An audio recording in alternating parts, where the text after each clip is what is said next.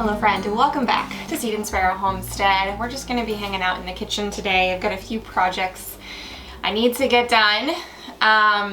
Getting started a bit later than I was hoping, quite a bit later. It's after 1 o'clock. Some things came up this morning. It was just a morning that did not go as planned. There's some things I had to take care of and it took a bit longer than I was expecting. So, on today's agenda, I have pulled out all of the chicken breast from the freezer. If you watched my last freezer clean out tour, inventory, all that stuff, you know I've got some canning that needs to be done in order to make room for our meat birds, which we are harvesting in just a few days. So I've got that all pulled out. It's thawed. I'm going to work on pressure canning that today. Unfortunately, when pressure canning meat, it's a long process, not so much like hands-on time. It's super easy. It just takes a while. You have to wait for the pressure canner to come up to heat, and then the processing time I'm doing quarts is 90 minutes. And then, you know, the cool down time before you can actually reload it again. So I'm hoping to get 2 or 3 canner loads, and I think I'll have enough for that. I have a little over 20 pounds of meat here, so we will see.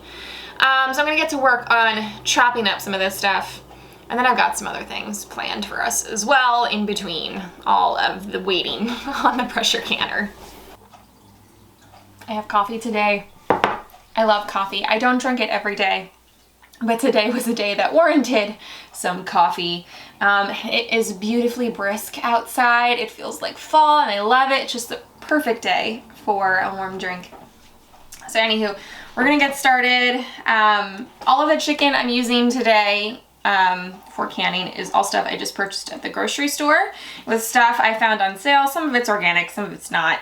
It's all boneless, either chicken breast or tenderloins. I am just going to, I think, chop this up into about 1-inch pieces. It doesn't really specify. I'll have to reread, but I'm pretty sure it didn't say anything about size. You can do bone in or boneless. It's all boneless. So I'm just gonna get this chopped up and into a bowl here until I think I have enough to fill a canner load, which is 7 quart jars. So I'm gonna get to work on that.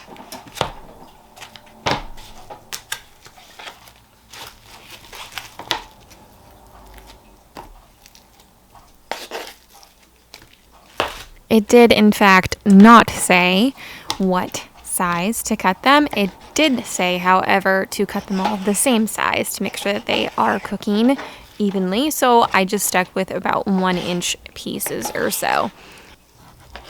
I also trimmed off any of the thick pieces of fat that sometimes come around the edges. You guys, I'm almost out of canning jars, and I know I have like 800 plus jars. Some of them are being used for freeze-dried things and herbs, but I'm gonna need to start looking out for sales because I need to get some surplus again. All right, we're getting these babies filled. Got my chicken meat here. So I'm gonna fill up each of these jars to a generous 1-inch of headspace, and then we're gonna come back in with some broth that is hot and bring it right up to that 1-inch headspace mark. You can also use hot water if you want. I do some of both, honestly. Some with the broth and then some with just some hot water. You can add salt if you want. You know, it just depends on what I'm using it for, but I do like the flavor that the broth gives the chicken. All right, I have 7 quart jars here filled with the meat. I thought I had enough to do 2 canner loads. Turns out I don't. I had just enough to do these 7 quart jars. I had 10 packs of meat, and I thought they were all 2-pound packages. That's how much it takes to fill 1 jar, about 2 pounds worth of meat. But here some were only 1 pound and some are a little bit less than 1 pound. So I just have 1 canner load, which is fine. Now I only have to run the canner once. So I am adding in some hot chicken broth, and I'm just taking, this is just a wooden skewer, just to try and get it down into all the crevices and get out the air bubbles, and filling these to 1 inch of headspace with the broth.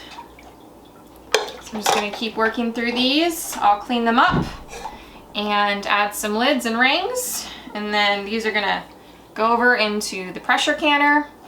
And I will bring that up to temp, wait for it to steam, set the timer for 10 minutes, and then we'll add on our canning weight, wait till it comes up to pressure.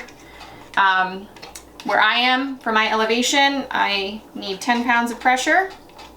And as soon as it gets there, we hear a jiggle, I'm gonna start the timer for 90 minutes. And then while that's going on, we are gonna move on to some bone broth. I love having canned meat on the pantry shelf. Obviously, it's already cooked, so it makes for an easy meal, quick meal to put together. I like having some meat on the shelf because it provides more food security, just in case something would happen to the meat in the freezers. I know I have some shelf-stable meat on the pantry shelf, plus it frees up space in the freezer, which we all know is sometimes really hard to come by. Plus it's a great way to take advantage of sales you may come across if you are running low on freezer space. All right, we're gonna move on to some bone broth. I need to clear a spot here for my electric roaster. So I pulled out all of the backbones, like I said I was going to, from the chickens I had pieced out from our last batch of meat birds. I like to save those for bone broth. One of you asked me if I use the chicken feet. You can get a really gelatinous broth if you use the chicken feet. I personally do not. I don't know if it's just because if it's like a mental thing that I just can't get past, but I just see what they walk around in. I mean, I don't know. It's really gross to me. I know you can boil them and peel the skin off, but yeah, no, not gonna happen for me. So I've never really had an issue with my bone broth getting really nice and gelatinous. I have found the best method when not using feet is to just do it low and slow and cook it down super long, to the point of where like the bones just start to fall apart. Mine has always been jello-like by the time it cools down. So I also haven't felt a need to use the chicken feet. Not saying that there aren't fantastic benefits to that. I'm sure there are. I just can't do it. So, like I said, I always want to be transparent. If you can do it, go for it, because I'm sure it's great for you. Not happening here. All right, I don't really know how many carcasses I have here. I think like 6 or 7. I'm just gonna put them all in here, and I am going to fill this up with water all the way to the very top. There isn't really anything that you need to stay away from when canning bone broth. I might freeze a little bit of this. I might keep some in the fridge to drink throughout the week. It's really great for your gut. But when canning it, it does need to be pressure canned. They're low acid foods. But in terms of adding things to it, you could add veggie scraps to it. You can add seasoning to it, although I like to go light on the seasoning. The pressure canning process can intensify that. So you could always add more when you go to serve it. You don't want to add any thickeners. You can always add thickeners when you go to serve it. I'm probably going to throw in some celery and carrots and onions. Probably a splash of apple cider vinegar, some salt, and maybe some, I think I have some ginger in the fridge, and maybe some turmeric as well. So, I mean, you can customize it. You can put in as much or as little as you want, but it does need to be pressure canned. And also, if there's like any meat on whatever you're throwing in here, you can leave the meat tidbits in the broth and can it. I am going to be obviously taking out the bones. I don't want them in here. I will strain everything, and I'm probably just going to use any meat that is in here. and use it for a meal this week. But if you want to keep it in your broth, you can. All right, I have this guy filled up with the water. I'm hoping I didn't put too much in because I still want to add in some veggies. So I went out to the garden and I picked some celery. That's going in here along with the leaves. And I'm just like roughly breaking it apart. Doesn't need to be fancy. I just want it in there for the nutrients and the flavor. Now I'm gonna grab some carrots from the fridge, get them in here. Whenever I am making dinner or a meal and I have some scraps or just a few little pieces left over, I'll throw them all into a bag and pop them in the freezer. And I will just keep that on hand for when I am making bone broth, and I'll just throw in all of my veggie scraps from the previous few weeks. I didn't have any to grab this time around, so I just threw in some extra stuff I had in the fridge. I found some mushrooms in there as well, some celery, some red onion that needed to be used up, carrots, like I said, and then I put in a few splashes of apple cider vinegar, some salt, turmeric, and like a thumb of ginger, and made sure it was mixed up, and then got the lid on here, and I'm gonna let this go.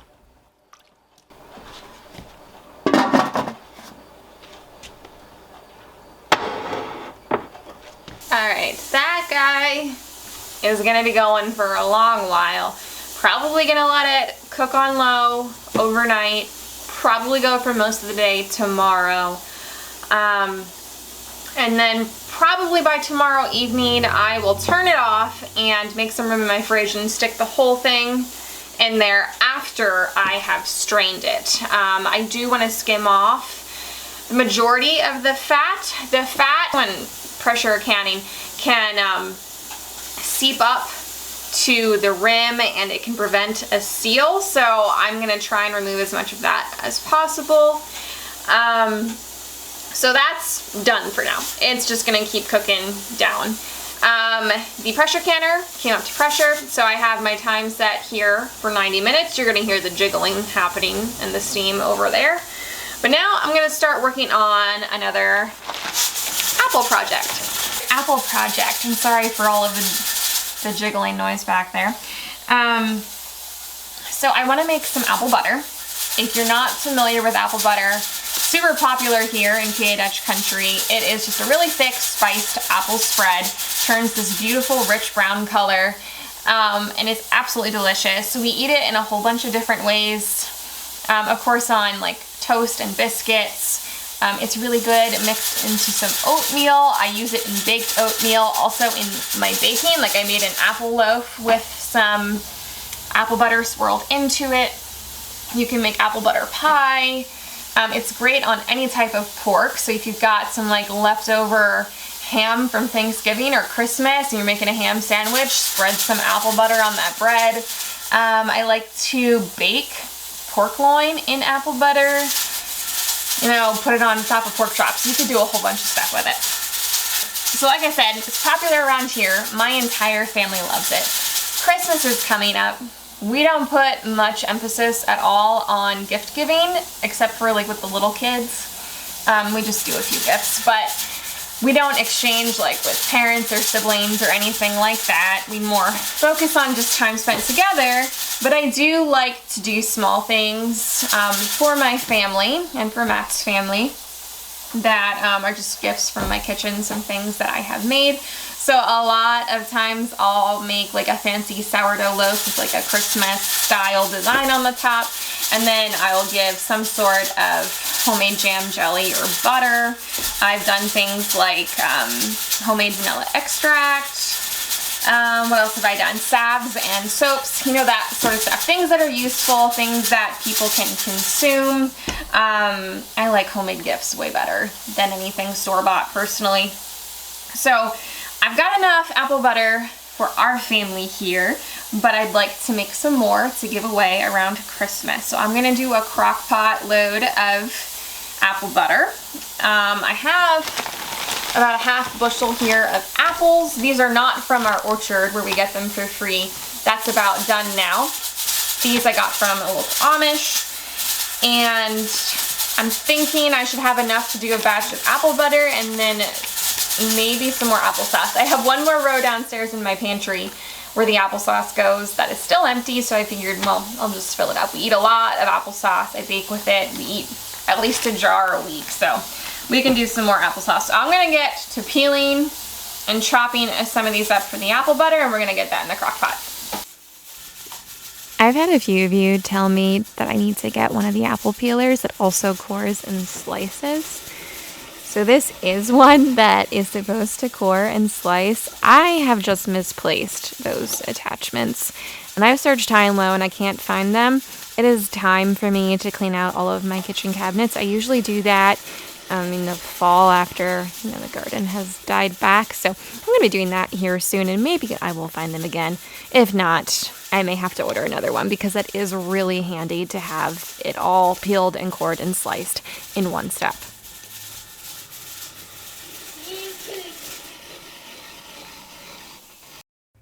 I got these all chopped up to put into the crock pot, but it seemed as quickly as I would chop them, Grant would steal them away and eat them. He loves his apples. He's actually our biggest applesauce eater. He'll go through a jar a week. So I got these into my crock pot, filled it all the way up to the top. The recipe says it could be anywhere from 12 to 16 apples for one batch, and I think I used right about 16 apples. And then it called for a 1/4 cup of lemon juice, so I got that into the bottom, stuck the lid on here, and I let this go for about an hour until it was nice and soft. The chicken is done processing. The gauge here has been at 0 for about 15 minutes now, so now I'm going to take the lid off of this, let it sit for another 5-10 minutes or so, and then we'll get these out of the canner. If you have been struggling with siphoning happening, I would say to look into two things. Number one, make sure you are paying close enough attention to your head spacing. That will come into play. You want to make sure you're using the proper amount, as well as making sure you are waiting long enough in between each step after they have completed their processing time. Making sure you're allowing that pressure to drop naturally. Don't touch that weight at all. Allow it to stay at 0 for at least 10 or 15 minutes. And then I will remove the weight, and then I will wait another 10-15 minutes. After that, I will remove the lid, wait again 10 or 15 minutes. Any sudden pressure change during the canning process can cause the liquid to gush out of your jars. That is the siphoning. Sometimes in raw pack, though, there is air trapped in the product. So you may have a lowering of the liquid level, but that is not siphoning, and it won't be very much. So we decided to go get some food. It's a bit later now, and I'm not going to start any more projects yet tonight, but I wanted to give you an update.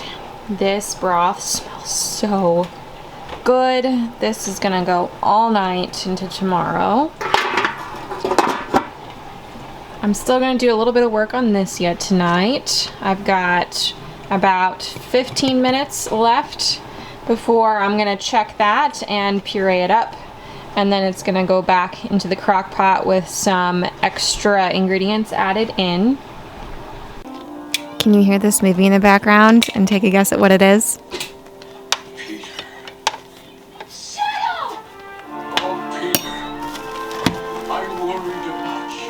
If you guessed Homeward Bound, you're right.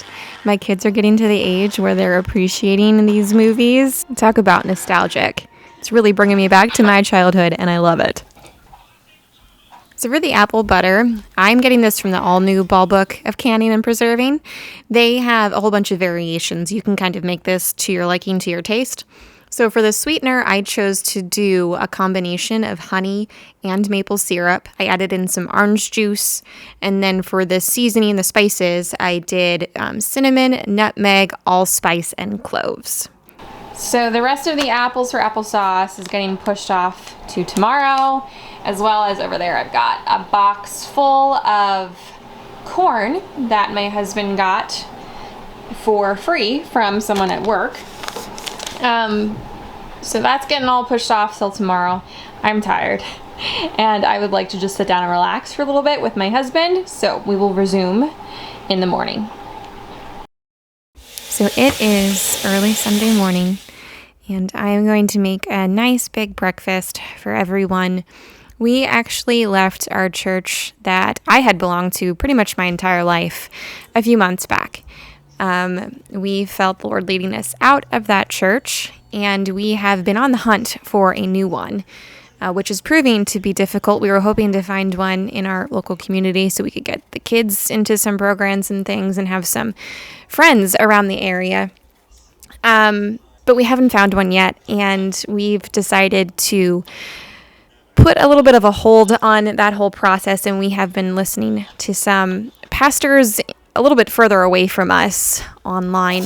When you have small children, trying to find a new church it can be difficult. Grant does not sit still, and he's pretty loud. We're working on being quiet.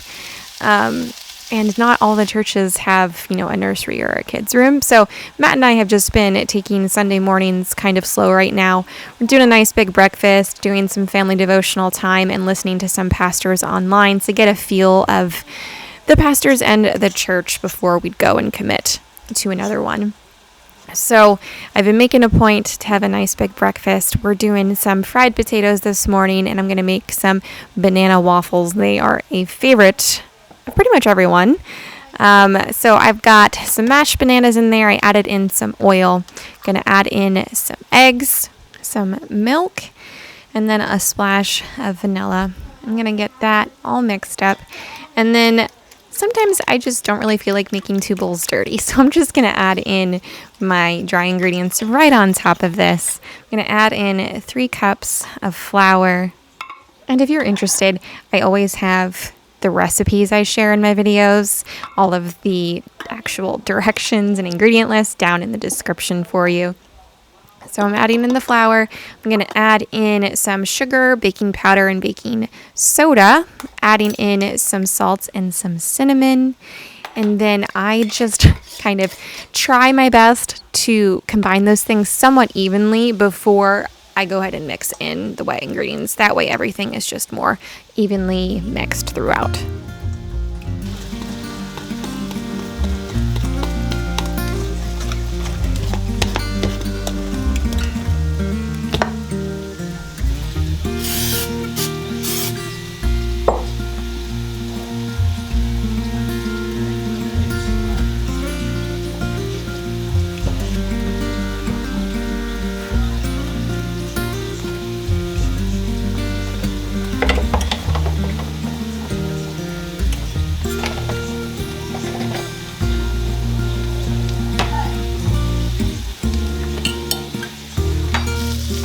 Fried potatoes are looking nice and crispy, so I'm going to get them out of here so I can get some chicken sausages into the pan. Eleanor loves to set the table, so she got everything placed all over here. So we have our stack of waffles, fried potatoes, some chicken sausage, and I grabbed some yogurt and some raspberries from the garden. We are back for day 2. Whew. Broth is looking good. It's been going all morning.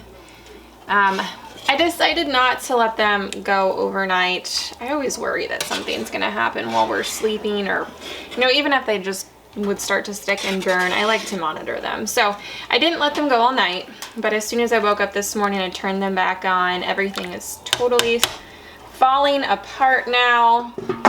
The apple butter is looking good. It's been going for about 4 hours now this morning. Starting to deepen in color. But these things are gonna continue to go for a little while yet today. I'm working on the applesauce. So I have all my apples peeled and chopped up. That's gonna go onto the stove for a little while. So I have some corn back here that needs to be peeled, and I'm probably going to be freezing that since I've made some room in my freezers now. But today's kind of just a slow day. I've got lots of projects going, but I need to wait until they're ready for the next step. So I have some downtime, and I'm gonna use that downtime to just kind of prepare for the next week. I've got some cleanup to do. I need to put some laundry away, sweep and mop the floors, just put things back in their place so we have a nice clean slate moving into the next week. Just in between while I'm waiting for some other things to get done. Here's a close-up view of what this broth is looking like. You can see everything is just completely fallen apart. I'm still kind of waiting for the bones to get to that really brittle point where they're all just crumbling.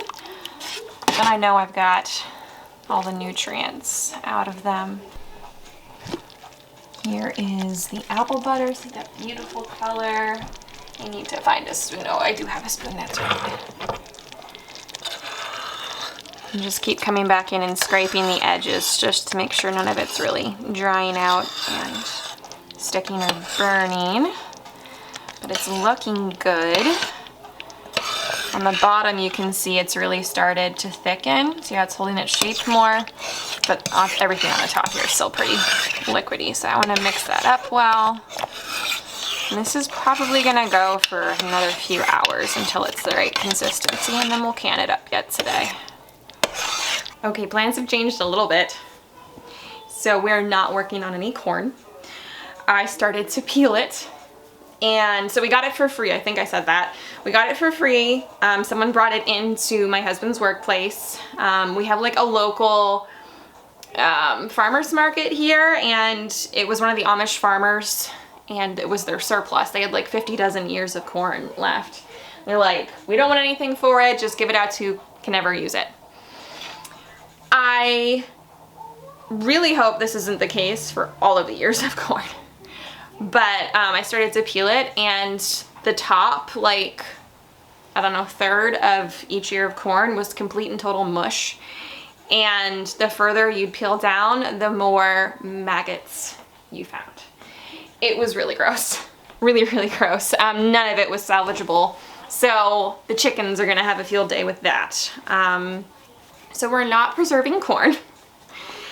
So I'm just moving on to some household tasks that I need to get done, namely laundry. Laundry is one of my least favorite things to do. I'm trying to get better at it. My husband is wonderful. He actually takes care of actually running the laundry, putting it in the washer, running the loads, and then it's my job to fold and put away. And I don't know what the issue is, but I just really despise that job, and I have laundry pile up quickly, and it needs to be addressed. Needs to be addressed, and I need to get all of the piles put away today. So that's what I'm doing now. Hi. You say hi, honey? Me. You see yourself. And mommy? Yeah. Me. You see Grant? Yeah. Yeah. Ah. Another task on the agenda today is giving this boy a haircut. Yeah. You need a haircut, huh? Oh, put that away. Put that away. And put that away.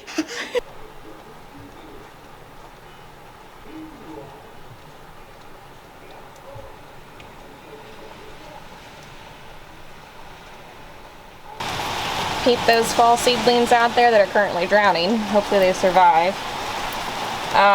That's on the agenda. Next week I have some new metal beds coming, and we're going to start the fall garden. A little late, but better late than never. So I think what I'm going to do is go around my house, gather all the piles of laundry, bring them down here, put them on my couch, and I am going to just throw on some of my favorite gardeners. Right now I have Charles Dowding on. He's my all-time favorite. If you haven't watched him, you should. He's so peaceful and laid back, which is just what I like. I don't really care for the gardening channels that are like all up in your face and loud and doing all of the editing things with the video and, you know, throwing out the facts. I like just watching someone garden and just having it be a peaceful experience, seeing the beauty in the garden. I also love that he's British. I love his accent. Him and Monty Don. I love Monty Don as well, if you've ever watched any of his shows. He had one where like he would go to people's homes and he'd turn like a terrible backyard space into a beautiful garden and landscape. I love watching those as well. So that's just the gardening vibe I most enjoy. Not such a sensory overload. I have a really busy life. It's go, go, go all the time. I've got 2 small rambunctious children who are really quite loud. And it's just nice to have that peace in the background, and a way to relax that I'm still like able to learn things. They are such a wealth of knowledge. That's really where I've learned most of my gardening techniques. I really enjoy watching them. It's just, it's like a cozy day in here to get some of these things done and just watch some YouTube. It's raining outside, smells like fall in here. It's like sweater weather. I've got pumpkins on the mantle. The kids and I went and we got some pumpkins. We didn't grow enough, or I tried to, they didn't all grow. So we picked up some pumpkins and gourds and corn, and it's just a good day to get some laundry done.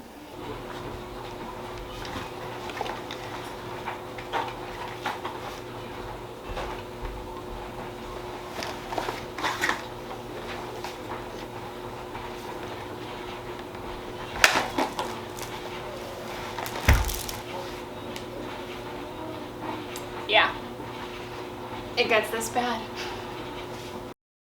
Now, I will say, during the summer, the laundry does pile up pretty quickly because my attention is just elsewhere, and some piles of laundry isn't going to hurt anybody. We might have to dig through for our clothes each day, but we make it work. Now, as the garden is coming to an end, I can stay on top of this a bit better. But another reason I find myself procrastinating is because I just find our storage situation frustrating. We have a pretty small home. It's, I think, right around 1,200, 1,300 square feet. I don't so much mind the square footage. That's fine. It's just the way the home is laid out. It's pretty old. There's radiators on most of the walls, and we don't have a whole lot of actual wall space for things like dressers. And there is a total of 2 closets in the entire house. So storage space is just hard to come by, and it makes it frustrating trying to find spots for everything. I do keep our wardrobe small. This is actually like 2 seasons worth here. I just purchased some things for the kids and for myself, and I should really go through and switch out the seasons and perhaps give away some things too. We are gonna move back to our food project. The applesauce is ready to be great, so I'm gonna get this done. We're gonna add in some lemon juice, maybe a little bit of sugar, and then this is ready to get into jars. Okay, so I totally did not measure how many apples went in here. It's 4 tablespoons of lemon juice, bottled lemon juice, per 12 pounds of apples. I don't think I had quite 12 pounds, but just to be on the safe side, I'm just gonna add all 4 tablespoons of lemon juice.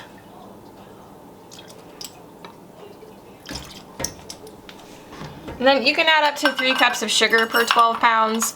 I'm gonna do like a 3/4 cup and see how that tastes. All right, one more task. Just about done. Still waiting on the apple butter. It's gonna be another hour or 2, although it's starting to really thicken up.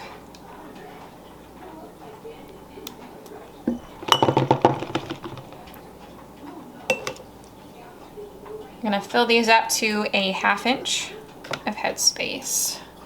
And these process, I believe pints are 20 minutes, but I'll double check that.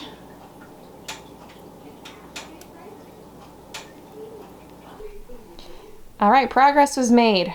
I got everything folded and sorted. Now I'm gonna go ahead, I'm gonna put away my stuff and Matt's stuff, but Grant is taking a nap, so the kids' stuff is gonna have to wait. But I think by the time I get our things here put away, the apple butter will be ready to go in the canner.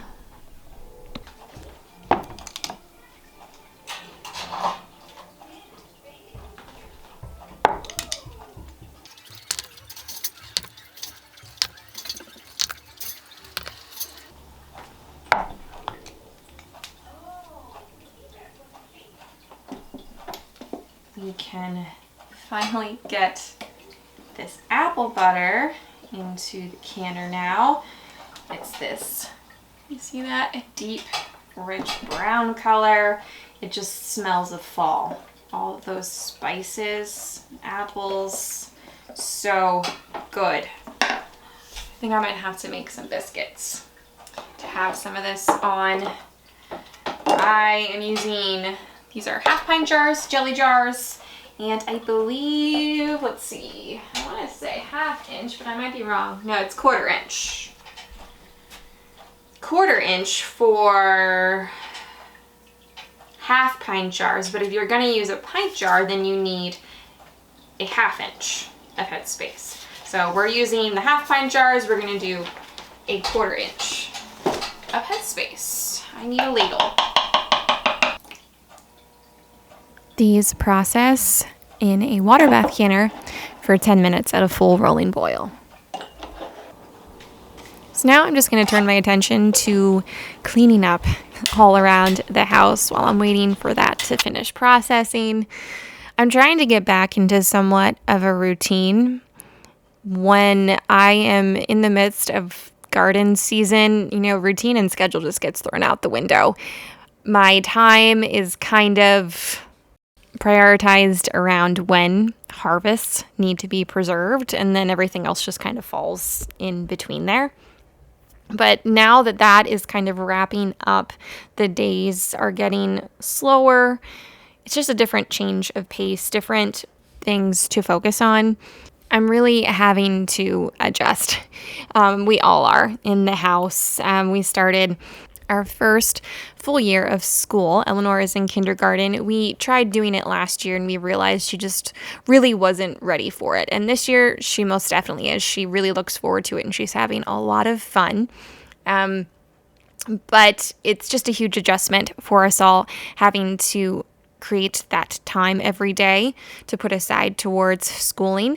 I am very thankful. It is not totally on me. I don't think I've mentioned it before. Maybe I have. I was homeschooled. My mom homeschooled me, obviously, and she is helping me homeschool Eleanor. We are splitting up the days, and that has been wonderful, but it's still something else to throw into the mix of all the other things I need to do right now.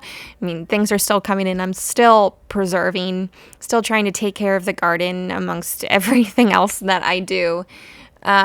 And I'm just trying to set myself up better each week, trying to have a nice clean slate in the house, have all the laundry put away, have the dishes done, the kitchen's all cleaned up and ready to be used, you know, toys are put away, trying to have like a weekend reset, just setting aside, even if it's just an hour or two to get the house back in order is proving to be very helpful for me. We'll figure it out. We'll get it together here eventually. And I'm sure everyone just kind of goes through this adjustment period when seasons change and your focus just shifts.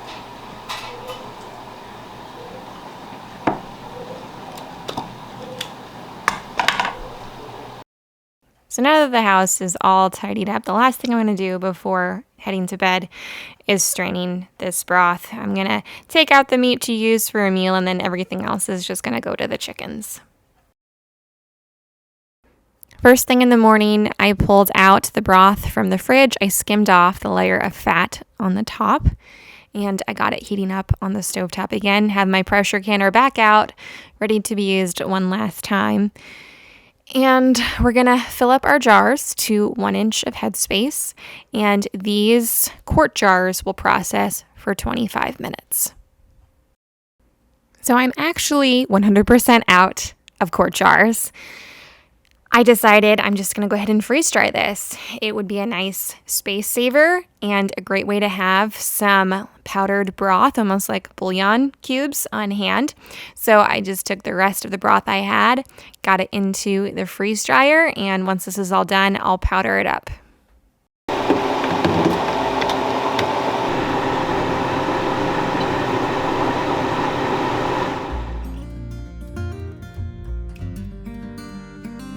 All right, friends, that about wraps up today's video.